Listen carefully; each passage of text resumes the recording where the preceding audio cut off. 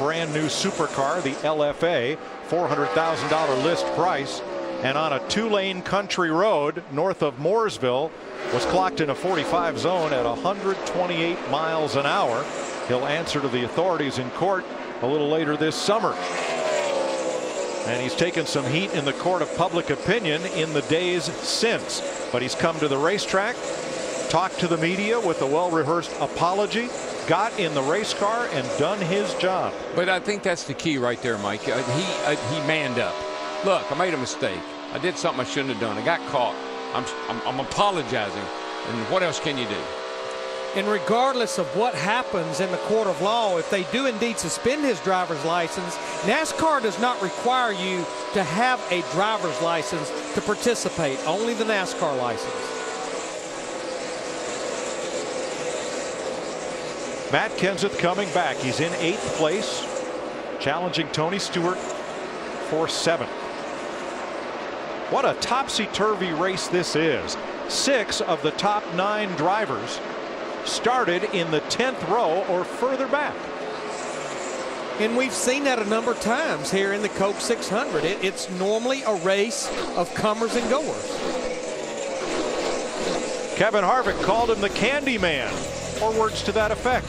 Kyle Busch leads in Charlotte. What time is it?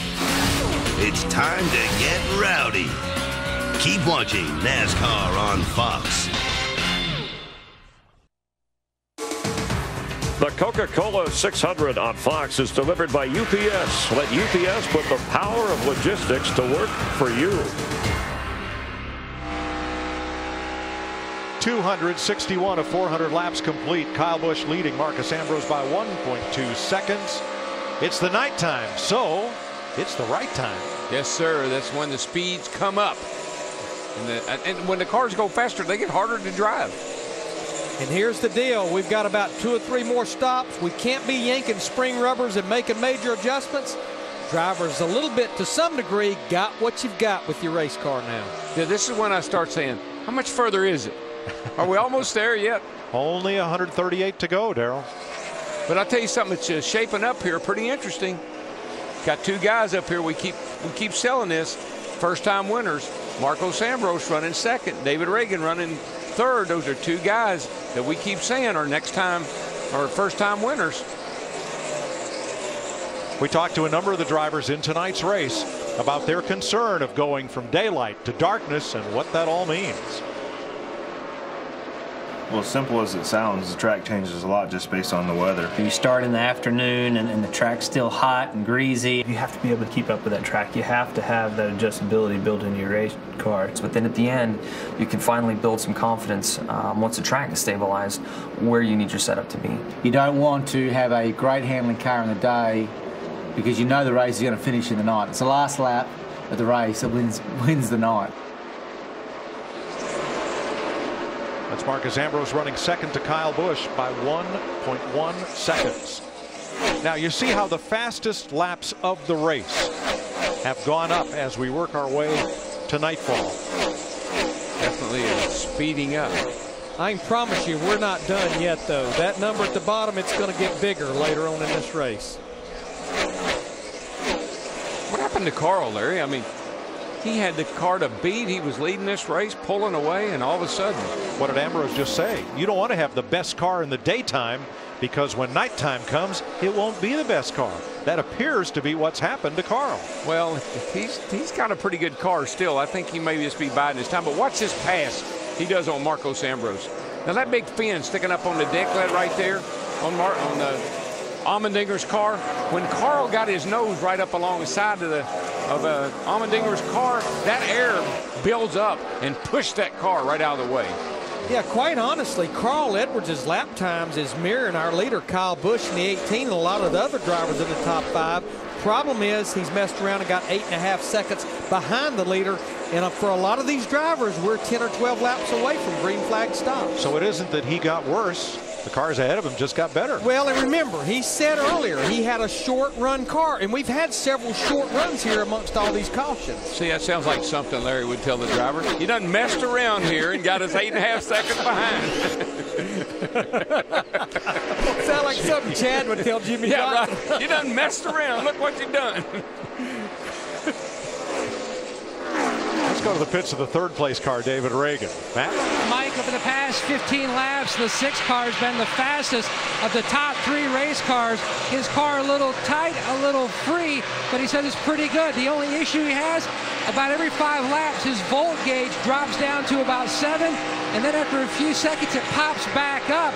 But keep in mind, we talk a lot about guys on winless streaks. How about the Reagan family going back 7 decades?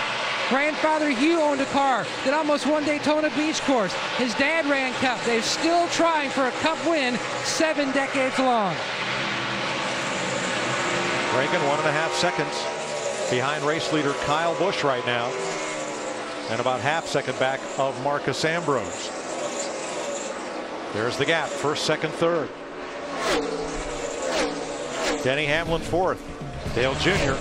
in fifth with 131 laps to go in the Coca-Cola 600. Inside 190 miles to go and NASCAR's longest race, the Coca-Cola 600. Glad you're spending your Memorial Day weekend with us here on Fox. Kyle Busch trying to win his 3rd race of the year. Green flag pit stops. Let's check with Matt Yoakum. David Reagan is in, Chris. Right side tires on. No adjustments except a small piece of tape on the grill as the temperatures continue to come down, Steve. Matt Dale Earnhardt Jr. says, I don't want to get tightened up. Don't make any changes. Steve Letarte agrees. A windshield tear off 4 tires and he's done. Krista. Kyle Busch saying he's getting a little tight in the center, a little loose, leaving. He needs rear grip. He told crew chief Dave Rogers, do whatever you have to do to make it faster. Matt? And the 48 of Jimmy Johnson in. They've been trying to make some headway. The car was a little more on the free side that run, Dick. Denny Hamlin on pit road right now. He is still complaining about the engine in that car, despite the fact that he has been running in the top 5 virtually all night. Matt Kenseth, the leader. Tony Stewart now second. Carl Edwards. Allmendinger. As things shuffle around, as pit road is a busy place. Edwards is in. Kurt Busch, Greg Biffle, Kevin Harvick. Steve? Carl Edwards took 2 tires on lap 233, Mike. Windshield tear off. This time they will go 4 tires. They're also going to make a chassis adjustment. Carl Edwards said, don't tighten me up too much. And they clean the grill. Kurt Busch on the right side of your screen has overcome all sorts of adversity tonight, and he too has worked himself in the top 10. Now, if these green flag stops, Marcus Ambrose in the 9 car was the first one to hit pit road, Matt. And Matt Kenseth already is Larry Mack, and basically his biggest issue, something they really can't fix, he was stuck back in traffic. He had aero tight. Dick. A.J. Allmendinger on pit road. He has complained bitterly about the behavior of his car since the last pit stop. Tight, tight, too tight, and he couldn't pass cars. They're going to fix that now. That leaves 6 cars on the racetrack that have not been to pit road in the last 38 laps. Take one of those off the board. Second place, Casey Kane. Yeah, you know, these guys are talking about back in traffic. It's hard to pass. Being out front is a big advantage. Steve. This has been a great track for Casey Kane, but not tonight, Mike. 4 tires on this stop for Casey Kane. They've been chasing this racetrack. They've been loose. They've been tight. Just haven't really gotten a handle on it. And then there were 5. Montoya has not pitted. Here he comes. He'll give up the lead to put his Chevy on pit road, and that will leave Jeff Gordon, Mark Martin, Joey Logano, and David Gilliland out on the racetrack. Steve? Juan Pablo Montoya is going to get 4 tires this time, Mike. They're also going to make an air pressure adjustment because Juan Pablo is loose getting in the corners and tight in the center. So again, 4 tires and an air pressure adjustment for the 42 and Juan Pablo Montoya.